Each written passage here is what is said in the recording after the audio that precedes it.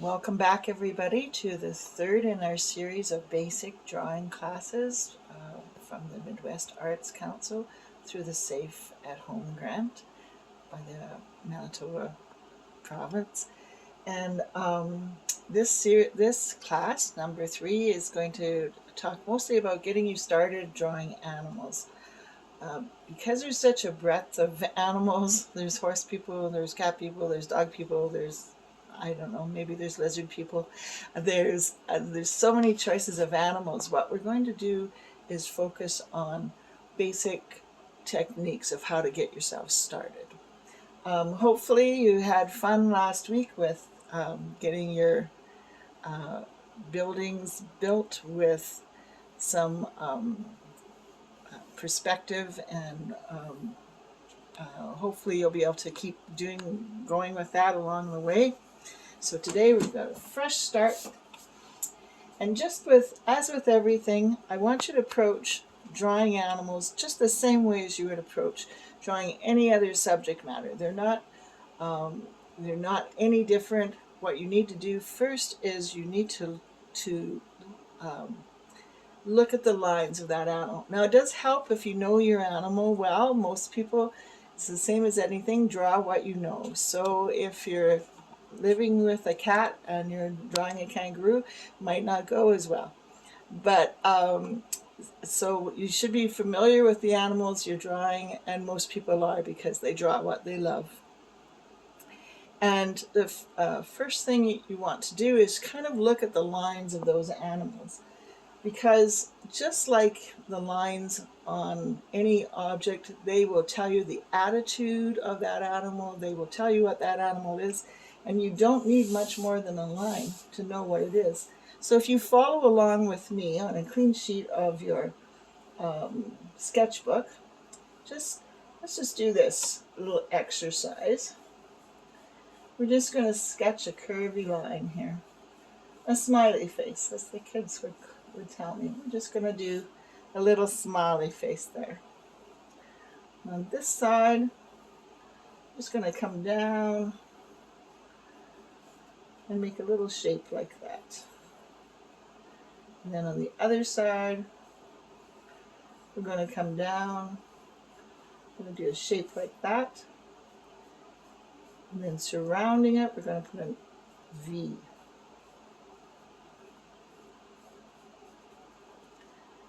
Now, just from the join here between this line and your V shape, just make a nice curved little line here. And just curl it at the bottom. And at the other side, we'll do the same thing. We'll make a nice curved little line. I'm just going to flip that one the other way. And then if you go about the center here, we're going to make a kind of on an angle and upside down kind of looking smiley face as well, a frown, I guess. And from there, we're going to take a line here, and we're just going to come down, kind of following this line, but not quite as far. Curl it around, and just from the join in the center, we're going to take, oh, mine's going to go off my page here, so I'm just going to put it up there. We're going to take that around, and maybe over here we could add a couple of whiskers, maybe a whisker over here too. And just from those basic lines, you know we have a cat. So look at whatever animal it is that you're choosing to draw on any given day, and check for those lines first. And you can get attitude with those lines. Here's a cat. I don't know, maybe it's a little bit too faint, but you can even tell that this cat is yawning and being lazy. So all you need to start with is to get the lines of those animals, and that will help to show the type of animal you're drawing. It will also show you its attitude and what's going on with it. And that's fine. We can stop there with just drawing the lines. But to get your animals proportioned is another important thing. So that's the hard part, is to get some proportions going for your animals. So we're going to start by, I think I'll put this on the side now. The next thing to look for, just like we were with basic objects when we're learning to draw, it was line, shape, and form. So now we've looked at the lines of an animal. Now we want to look at the shape, the shapes that you use to make up that animal. So every animal, different shapes. Obviously, a cat shape is quite a bit different than a snake or whatever. So you have to look at each individual animal to get what basic shapes will make that animal up. So let's just start here, and we'll make a triangle. We're going to make a bison here. And bison, I like to do as a starting animal because it's got such distinctive shapes. So just make yourself an upside down triangle. And with that upside down triangle, right beside it, we need about a little more than halfway up. We're going to need a big oval. This oval is sitting quite upright. You notice I'm just sketching. I'm not trying to get one solid line, just sketching. And about at its nose or a little bit down below. And then just a little bit further over from that, we need a second oval. And this oval, the second oval, doesn't start as high. There's a little space between the top of that. So this oval is a little bit smaller. So to me, and it will be different for you, when you look at an animal, you might see different shapes than what I see. But to me, when I look at a bison, I see an upside down triangle, an oval, and another oval. And then for me, I would just join up those lines. So starting about the center of that triangle, I would join from here up there, and then I would gently curve it down to here. I would get to the edge of that. I would follow that circle around. I would follow it right past the center point and bring it out to give myself that back leg. And underneath here, bisons tend to might round that out a little bit more rather than having his nose too pointy. And bison bulls tend to have their second little beard there. So I might stick that in at this point. And then this would be the start of his front leg. It would come down like this. And it might round up to get yourself to that other oval you've made. I'm going to curve the leg down, bring it across. You can start to see you're getting that shape of a bison. And then likewise, in knowing your animals, you need to check what the hoofs are like, what the legs are like, how proportion-wise. The back feet will always be further back than the front feet because they're farther away from you. That's just like what we talked with in the perspective unit. So we would just get, sometimes he may not have, the front leg may not be showing too much. It just depends on where your bison's standing. And this is just basic shapes. But what you'll want to do then is you want to erase all those joins, all the joins of the basic shapes.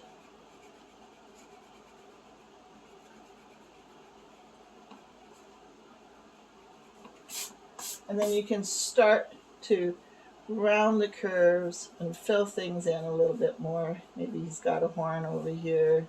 Maybe a second one is is coming up here, and this would start to just fill in.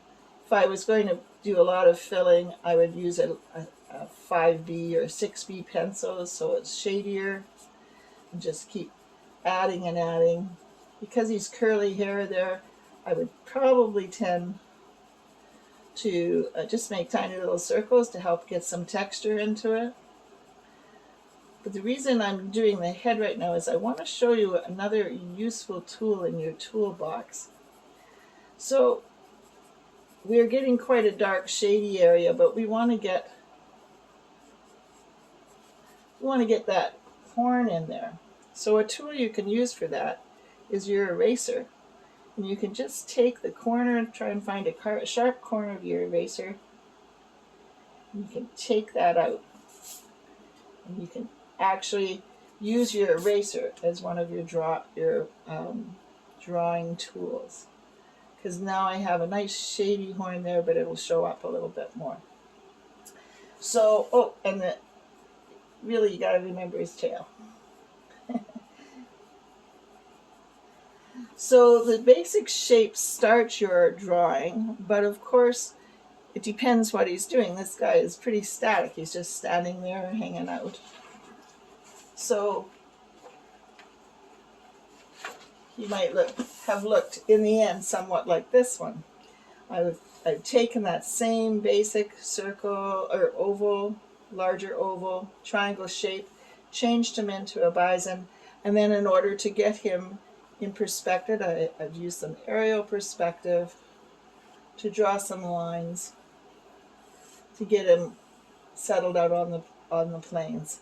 I've also made my grass bigger at the front, smaller towards the back, and my clouds smaller towards the horizon and larger up in the sky. But in order to make this creature more dynamic, we might have to change the location of those basic circles. And if we change the location, we can stretch him out and make him look like he's running. So you can take that bison. It's still got that basic circle here, but it might be on more of an angle. Still got a basic oval, and still got the triangle, but it's stretched him out so he looks like he's running. And you can keep continuing to fill in, but of course, as they get farther and farther away, they're not needing as much detail, and they're going to get smaller and smaller. So you can use your 5 or 6B pencil, and you can even give them dust clouds by just making little circles like this and smudging it in. So I haven't done much work on this, but you can just change the action of your basic animal by changing the position of those basic shapes. We can also just think about any animal will work that way. So if we wanted to make a horse, you might see a different basic shape. I'm not a big horse person, and so I'm not as familiar with it. But if you are, then you'll know them you'll be able to see them in your sleep, and you won't even maybe need a photograph or the actual horse to go by. I would always, because I'm not a horse person, I would always have that to go by. But for me, so smudgy there. For me, I would start with a circle. I'd sketch it in. And then I would sketch in a smaller circle. Those are the two things I see when I see a horse's head. And then I would join them up.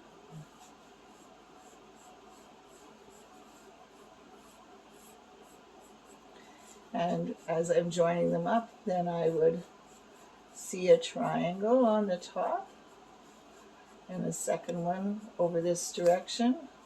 I would see it coming off in a curve, almost like a cylinder. It would come down here. And once I had that basic shape drawn in, I would erase those basic shapes. and end up with the horse shape that I could continue to work on and perfect to get it the way I wanted, or to match the horse that I'm actually trying to create. So those are using your basic shapes to get yourself started with animals. Now there's many other ways to do it, but the one I want to talk about is gridding out an animal. So I think in your package you have a grid sheet, somewhat like this, and I think you have a horse picture as well.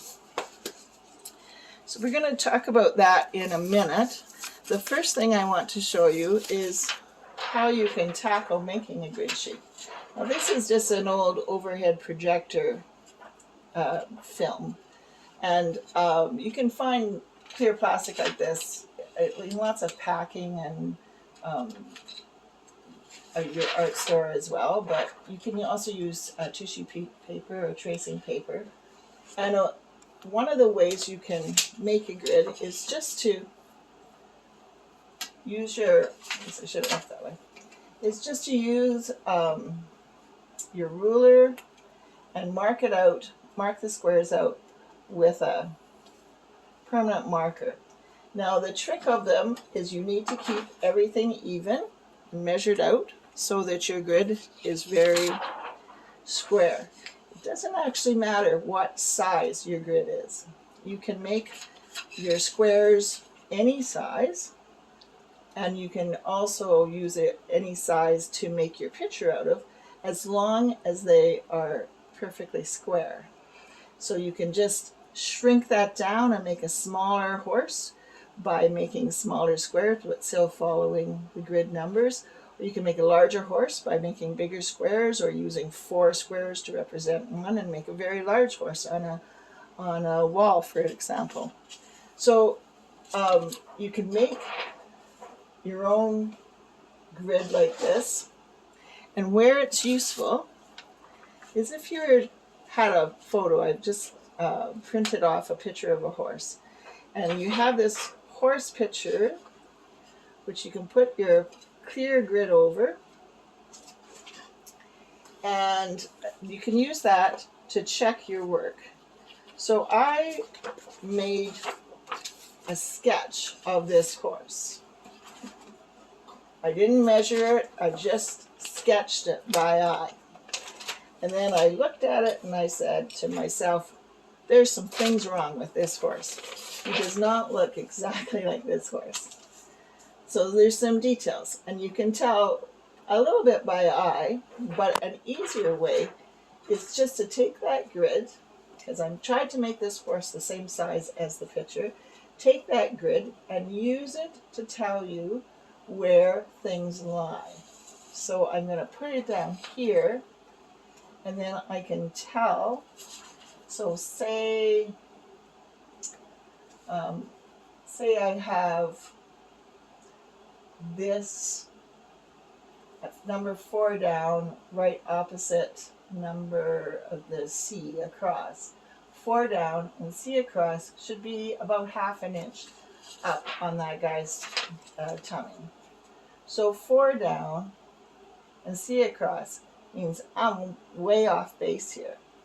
Now I know that's a matter of shifting here, but maybe it also is telling me, even if I shift it over, maybe it's also telling me this is too high, so I can move that down, and it just gives you an idea of what's gone wrong, and you can start to correct the issues that you have with it. So that's one way you can use a grid to make your life easier when you're drawing animals.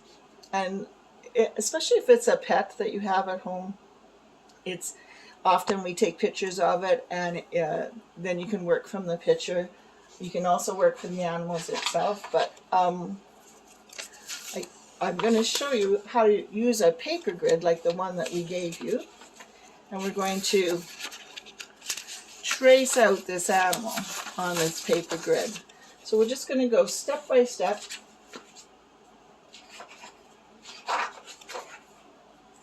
And this is the exact same grid as this.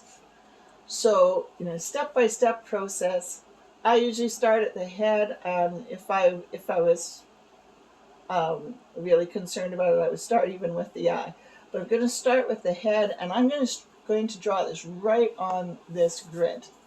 Now, if you think that the one you have at home, you might want to use it again for something else, you can always trace through the lines with a marker or a pencil, so you can always reproduce that.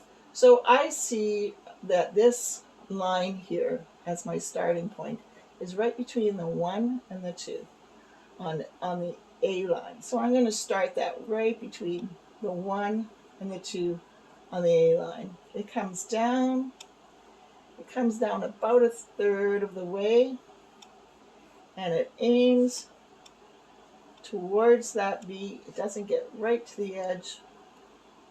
It gets a little bit over, and then it comes down to make that guy's mouth. And up here is a narrower space, and then it's going to come up through here. And the eye is about in this position. Next step, we're going to see where his ear is. I see it's just about there now. Height of the ear, you can tell by that top grid how high to go with your ear and the shape. So if you took a photograph of your pet and you marked grid lines on your photograph, or you put an overlay on it to mark those grid lines, and you knew what size you wanted to make that animal, then you could just step by step, line by line, trace through to get the same proportions. And it helps an awful lot with trying to get, for example, maybe I would have made his neck a little bit thinner or a little bit thicker if I hadn't had those marks to go by to know where to leave off that neck. And this is working from that original photograph. So here's his chest down here. And it just helps you keep things in proportion. You can draw the whole thing out and work away, just judging by where those lines are. And this one, you can tell his belly goes right down to the line, and then when it gets to the cross here, it zips up a little bit. So line by line, you would get this horse drawn onto your paper, or your cat, or your dog, or your gecko, whatever is appropriate for it. So it's down, part way on, so I'm going to go part way on here. I'm just doing sketchy lines. Where does his leg fall? His leg falls right here on this photograph. One of the other cautions I would make for you is if you are drawing from, say, another drawing, like a calendar picture, sometimes or other artwork, remember that you're subject to the whatever problem the first artist created for themselves. So maybe it's perfect, but maybe it's not. So just be careful if you're drawing from another drawing. From a photograph, and it's a little easier real life. And if you're actually drawing from the animal itself, you can actually take your grid and hold it up to your animal, and it will help you tell where the line should fall as well. I'm just sketching. So this horse now, I've got just a basic outline of that horse on made. But what I would do, and I made this one in marker so that it would show through better, so you could see it a little better, is then you would take that horse and put a clean sheet of paper in front of it, and then you can see your horse through there, through the sheet of paper, whatever you're drawing on, and you can just draw that horse through. And you leave out the grid lines, of course, and then you've got that horse to work from. So that's what I've done in this picture.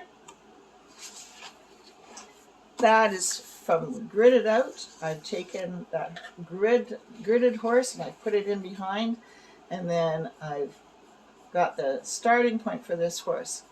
Now, whenever you're drawing animals, it's just the same as any other subject matter. You've got to decide where the light is coming from. You've got to decide what kind of shading you're going to use and what kind of background you're going to put with it. But the most important thing, I think, is to first develop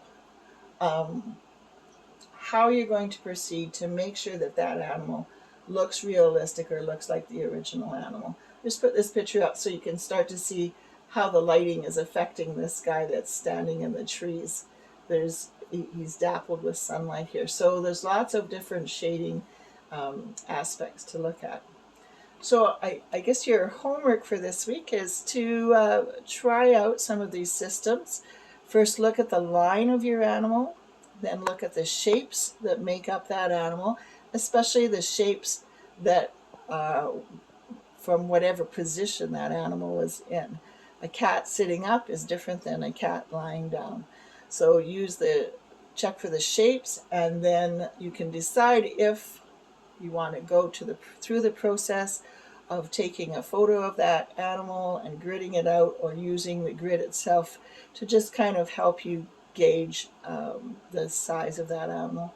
And then once you've got your sketches made, then you can have fun with it and get back to shading and checking out the shadows and continue to work on that drawing. Next week we're going to be doing the same thing, only with the human form. It's a little bit different because animals, there's so many different species of animals that's hard to do just walking your way through the shapes for one animal, because they won't correspond to another. But the humans in my family will tend to be of similar shape, if not exactly the same as the humans in your family. So there's some actual norms that you can work with the human figures. So we're going to work on humans next week, and this week have fun with checking out some animals and trying to draw them. Thanks very much.